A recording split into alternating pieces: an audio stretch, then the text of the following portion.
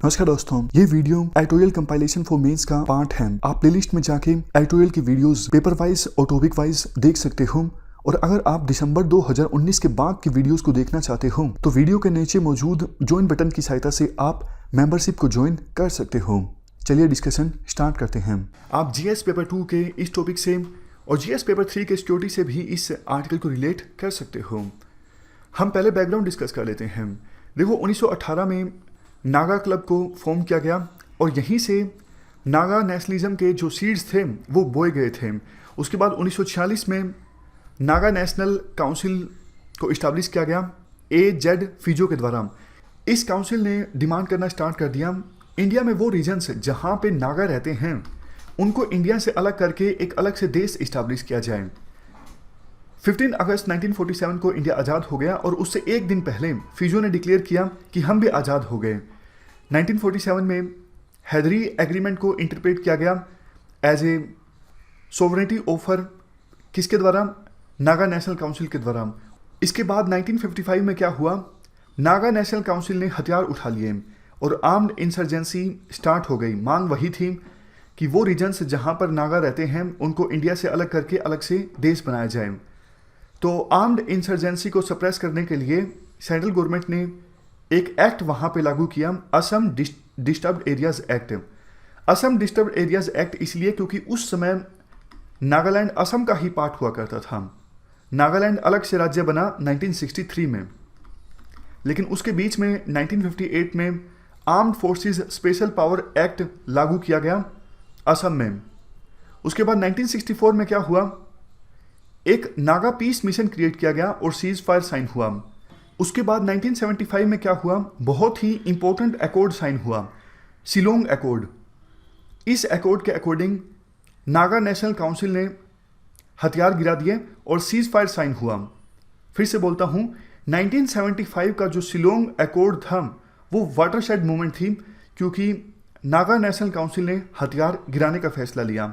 लेकिन देखो, फिजो के जो शिष्य थे, 3 शिष्य थे फिजो के।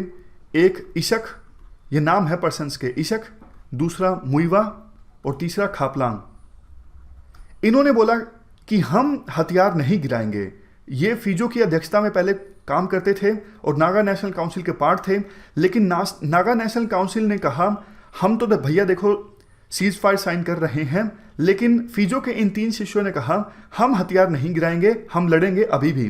तो 1975 के शिलोंग अकॉर्ड से नाखुश होकर इन तीनों ने एक अलग से ऑर्गेनाइजेशन इस्टेब्लिश की जिसका नाम था national Socialist Council of Nagaland. यहाँ पर देखो, 1980 में इन तीनों ने मिलकर, इशक ने, मुइवा ने और खापलांग ने मिलकर 1980 में एक काउंसिल का निर्माण किया, national Socialist Council of Nagaland. लेकिन देखो, 1988 आते आते यानी 8 साल बाद इनकी आपस में लड़ाई हो गई। ये एक organization National Socialist Council of Nagaland 2 में बट गई। एक तरफ तो National Socialist Council of Nagaland, Isak, Muivah, इन दोनों ने डिसाइड किया हम अलग नहीं होंगे, लेकिन खापलांग अलग हो गए। तो 2 ऑर्गेनाइजेशन बन गई 1988 में। इसके बाद देखो, 1997 भी बहुत ज़्यादा इंपॉर्टेंट था, क्योंकि 1997 में National Socialist Council of Nagaland, Isak, Muivah, इन्होंने भी सीज फायर एग्रीमेंट साइन कर लिया। इन्होंने डिसाइड किया कि अब हमसे भी नहीं लड़ा जाता, आप हमें कुछ ना कुछ रियायत दीजिए, ऑटोनॉमी दीजिए नागालैंड को, उनको उनके राइट्स दीजिए। हम इंडिया से अलग नहीं होना चाहते, लेकिन इंडिया में ही रहना चाहते हैं, हमें आप एम्पावर कीजिए। तो इन्होंने सीज फायर एग्रीमेंट साइन कर लिया। और दूसरी ऑर्गेनाइजेशन जो टूट के बनी थी, national Socialist Council of Nagaland, Khaplang, इन्होंने भी 2001 में सीज फायर एग्रीमेंट साइन कर लिया। लेकिन देखो, बाद में खापलांग वाली ऑर्गेनाइजेशन ने इस सीज फायर एग्रीमेंट को ब्रेक कर दिया मार्च 2015 में। यहाँ पर देखो, NSCN खापलांग, इन्होंने सीज फायर ब्रेक कर दिया मार्च 2015 में। और अगस्त 2015 में नागा पीस अकॉर्ड साइन हुआ। इस अकॉर्ड में देखो, सेंट्रल गवर्नमेंट के द्वारा नागा ग्रुप्स को बता दिया गया था हम आपको ये चीज़ें देंगे, बदले में आप अपनी जो आर्म्ड इंसर्जेंसी है इसे ख़त्म कर दो। एक्चुअल में क्या डिटेल्स थी इस नागा पीस अकॉर्ड की, वो तो देखो अभी तक सामने नहीं आई हैं। उसके बाद देखो, इस पीस अकॉर्ड साइन होने के बाद काफ़ी सारे दूसरे नागा ग्रुप्स ने भी बातचीत में हिस्सा लेना स्टार्ट कर दिया ताकि फाइनल एग्रीमेंट साइन हो सके नागा ग्रुप्स के बीच और सेंट्रल गवर्नमेंट्स के बीच, ताकि विभिन्न ग्रुप्स के द्वारा काफ़ी समय से जो इंसर्जेंसी चलाई जा रही है वो ख़त्म हो सके। अब देखो, आज बहुत ही इंपॉर्टेंट मीटिंग है, 24 अक्टूबर है आज नागा ग्रुप्स और सेंट्रल गवर्नमेंट के बीच काफ़ी ज़्यादा इंपॉर्टेंट मीटिंग है।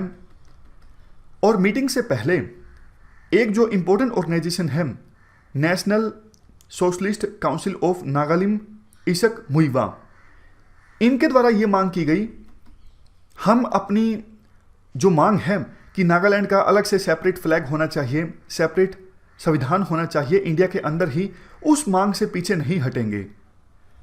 जबकि सेंट्रल गवर्नमेंट ने यह साफ कर दिया है, हम ये अलाउ नहीं कर सकते, आपकी ये जो मांग है इसे हम रिजेक्ट करते हैं, हम इसे स्वीकार नहीं कर सकते।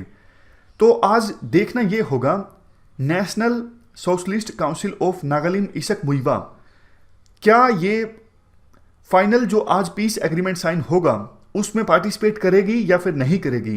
क्योंकि सेंट्रल गवर्नमेंट ने यह साफ कर दिया है कि national Socialist Council of Nagalim इसक मुइवा ये फाइनल एग्रीमेंट को साइन नहीं भी करते हैं तो हम बाकी नागा ग्रुप्स के साथ फाइनल एग्रीमेंट साइन कर लेंगे। तो एक प्रकार से आप कह सकते हो मेक और ब्रेक वाली सिचुएशन है। या तो आर्टिकल में कहा जाता है NSCN इसक मुइवा, इस ऑर्गेनाइजेशन के लीडर्स को कुछ बड़े पद दिए जाएं और ये मान जाएं कि हम सेपरेट फ्लैग या फिर सेपरेट संविधान की मांग नहीं करते हैं, हम इस मांग को छोड़ते हैं, तब तो अच्छा होगा। अदरवाइज तो देखो ये एग्रीमेंट में पार्टिसिपेट करेंगे नहीं और हो सकता है कि ये अपना जो आर्म्ड इंसर्जेंसी है उसे फिर से स्टार्ट कर दें। तो मतलब कहने का ये है 24 अक्टूबर यानी आज की जो मीटिंग है काफ़ी ज़्यादा इंपॉर्टेंट है। आज पता लग जाएगा कि फाइनली क्या कुछ निकल के आता है, एग्रीमेंट साइन होता है नहीं होता है तो कौन कौन सी ऑर्गेनाइजेशंस उसमें पार्टिसिपेट करती हैं। सेंट्रल गवर्नमेंट ने साफ कर दिया है, हम ये तो अलाउ कभी नहीं करेंगे कि नागालैंड का अलग से फ्लैग हो, अलग से संविधान हो। तो देखना ये होगा NSCNIM ये अपनी मांग को ढीला करती हैं या फिर नहीं करती हैं। दूसरा देखो एक इशू ये भी है, आर्टिकल 371A ये नागालैंड को भी स्पेशल प्रिविलेजेस देता है, अलग से स्टेटस देता है नागालैंड को। तो जब जम्मू एंड कश्मीर के स्पेशल स्टेटस को एब्रोगेट किया गया था तो यहां पर भी काफ़ी हलचल हुई थी। काफ़ी सारे नागालैंड में सिविल सोसाइटी के ग्रुप्स ने मांग उठाई थी कि जम्मू एंड कश्मीर का स्पेशल स्टेटस एबोलिश हो सकता है तो फ्यूचर में हमारे साथ भी ऐसा हो सकता है।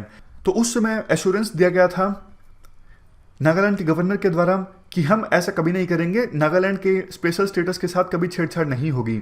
इवन जो हमारे गृह मंत्री थे अमित शाह, उन्होंने भी बाद में बयान दिया कि सरकार का कोई प्लान नहीं है नागालैंड के स्पेशल स्टेटस के साथ छेड़छाड़ करने में।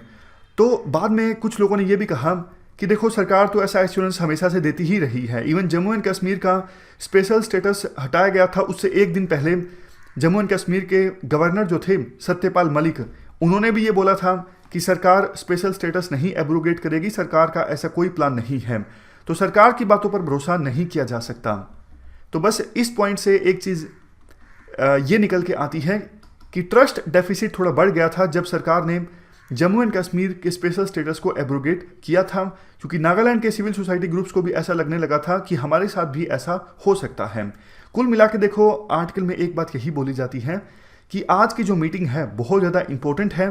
देखना ये होगा कि आज की मीटिंग से क्या कुछ निकल के आता है, कैसा एग्रीमेंट साइन होता है या फिर नहीं होता है। अगर होता है तो क्या national Socialist Council of Nagalim इसक मुइवा इस फाइनल एग्रीमेंट में पार्टिसिपेट करती है या फिर नहीं करती है। इस डिस्कशन में फिलहाल इतना ही है। Thank you very much for discussion.